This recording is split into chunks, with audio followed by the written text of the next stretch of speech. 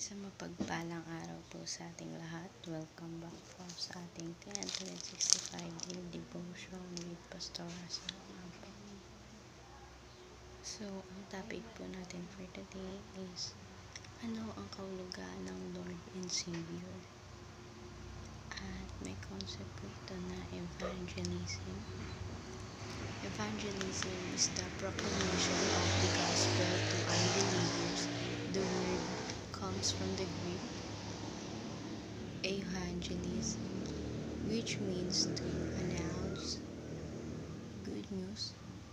It is not just an optional task, it is the joyful duty of every believer to share the message of Christ's life, death, and resurrection to the world in desperate need of salvation. The main goals of evangelism is to submit the nation under the lordship of Christ.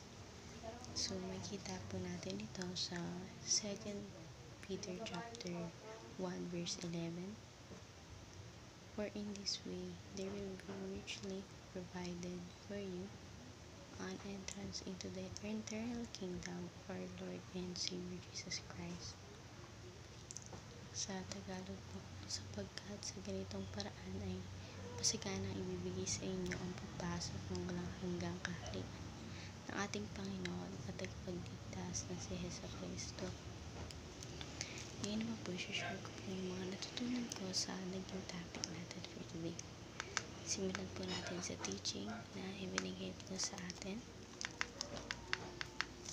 First teaching po, it is incarnational, not merely intellectual. So, yung Bible po na evangelism, hindi po siya gawa-gawa lang ng mga tao, but then, ang pag-aaral po ng evangelism sa Bible is using the intellectual sa pamamagitan po ng ating pag-iisip kung paano po natin iisipin yung bagay na pinag-aaralan natin. Ngayon naman sa second teaching, it is earthward, not merely heavenward. So, ang nilalaman po ng evangelism na biblical na pinag-aaralan po natin is nagfo-focus siya sa mundo na ating pinag-aaral na tinitirahan. Hindi lang siya nagfo-focus sa kung ano ba yung nasa langit na mayroon tayo. Ngayon naman, sa third teaching, it is about lordship, not merely about salvation.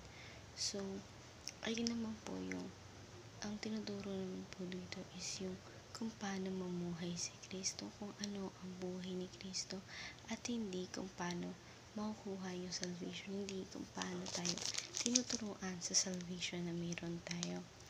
Ngayon naman po, si application na tayo, live worthy of the gospel of Christ. So, tayo pong mga anak ng Diyos, mabuhay po tayo ng naayon sa buhay ng ating Panginoon. Maging karapat-dapat tayo sa buhay ng Panginoon, and dapat yung buhay natin, itinutuwid natin siya sa kung ano yung salita ng Diyos using His gospel. Dapat nabubuhay tayo sa gospel na ibinigay sa atin ng Panginoon. Ngayon naman sa second application, share the earthward gospel of the kingdom. So, i-share po natin yung earthward na gospel ng ating Panginoon dito sa kingdom niya. Ang kingdom niya is yung isa dito, yung mundo, yung earth na ginawa niya. So, i-share lang natin na marapat na dapat naman talagang i-share. Ngayon naman sa third application, evangelize all areas of the life under the lordship of Christ. So, maging karapat dapat tayo sa buhay ng ating Panginoon under the lordship, and ganoon rin sa ating Panginoon. Dapat nakikita ng Panginoon kung na karapat dapat tayo sa kanyang ipinagkakatiwalang buhay. Ngayon naman sa discussion na po tayo, why do we have to share the gospel that Jesus is both lordship and Savior?